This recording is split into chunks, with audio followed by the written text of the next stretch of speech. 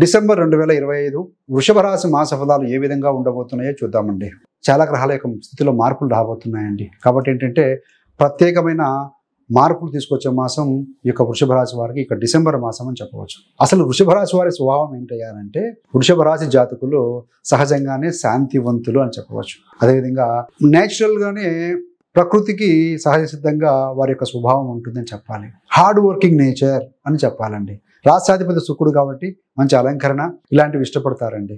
So మంచి మాట తీరు కలిగి ఉంటారు అని చెప్పవచ్చు. ఇతరులతో ఇట్లే కలిసిపోతారని చెప్పవచ్చు. ఏ పరిస్థితిని అయినా సరే సమానంగా తీసుకుంటారని చెప్పవచ్చు. సంతోషం కానీ దుఃఖం కానీ వారు తమ జీవితంలో ధైర్యంతో ముందుకు సాగేవాళ్ళు అని చెప్పవచ్చు. ఇతరులు వీరిని విమర్శించినా కూడా తాము అలాంటి వాటిని మనసులో పెట్టుకోరు ఈ యొక్క వృషభ రాశి వారు. వీరు శక్తిని ఒక దిశలో కేంద్రీకరించి ఒక ఫోకస్డ్గా పని చేయగలరు.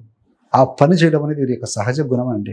ఎంత హార్డ్ వర్క్ చేస్తారో అంత రెస్ట్ కూడా తీసుకుంటారు అవసరాన్ని బట్టి కూడా. మరి గ్రహస్థితులు ఏ విధంగా ఉంటాయి డిసెంబర్ 2025లో వృషభ రాశి వారికి అంటే ముఖ్యంగా ఏంటంటే గురు, రవి, చంద్ర, కుజ, శుక్ర కూడా మార్పులు రాబోతున్నాయి. మరి ఈ యొక్క గురుగ్రహం కనుక విషయానికి వచ్చే వరకు గురుడు డిసెంబర్ 5న కర్కాటక రాశి నుంచి మిథున రాశిలోకి 2వ స్థానంలోకి అడుగడబోతున్నారు, స్థితి పొందబోతున్నారు. సో 2వ స్థానం అంటే ధనస్థానంలో అండి. ధనస్థానంలోకి గురుడు వస్తున్నారు కాబట్టి ఆర్థిక పరంగా శుభ ఫలితాలను తీసుకొచ్చే మాసం అని చెప్పాలి. ఈ యొక్క బుధ గ్రహము తులా రాశి నుంచి వృశ్చిక రాశిలోకి ప్రవేశించి 7వ స్థానంలో ఉంటాడండి. భాగస్వామ్యాల పార్ట్నర్షిప్స్ విషయంలో, కుటుంబ విషయాల్లో కూడా మార్పులకు సూచన కాబోతుంది ఈ యొక్క బుధ గ్రహం యొక్క రాశి మార్పు అనేది. ఏది ఏమైనా 8వ స్థానంలోకి 4 గ్రహాలు ప్రవేశించబోతున్నాయండి. ముఖ్యంగా ఏంటంటే ఈ యొక్క కుజగ్రహం డిసెంబర్ 7వ తారీఖున, రవిగ్రహం డిసెంబర్ 16న, ఈ యొక్క వీనస్ అంటే శుక్రుడు డిసెంబర్ 20వ తేదీన, బుధగ్రహము మాసాంతంలో డిసెంబర్ 29వ తేదీన వారికి 8వ స్థానంలోకి వెళ్ళబోతున్నారు. తదనుగుణంగా ప్రభావ ఫలితాలు ఎక్కువగా ఉండబోతున్నాయండి.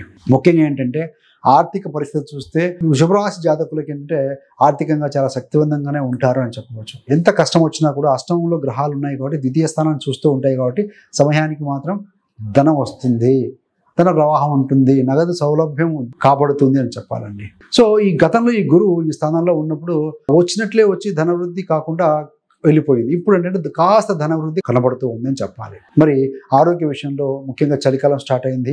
సో తదనుగుణంగా జాగ్రత్తలు తీసుకోవాల్సిన అవసరం ఉంది. ముఖ్యంగా వృద్ధులు ఏంటంటే పెద్దవారు ఎవరైతే ఉంటారో సీనియర్ సిటిజన్స్, జాయింట్ పెయిన్స్ లాంటివి అలాంటి వాటితో కాస్త సతమతమయ్యే అవకాశం ఉంది. ముఖ్యంగా యంగ్ పీపుల్ ఎవరైతే యువతలో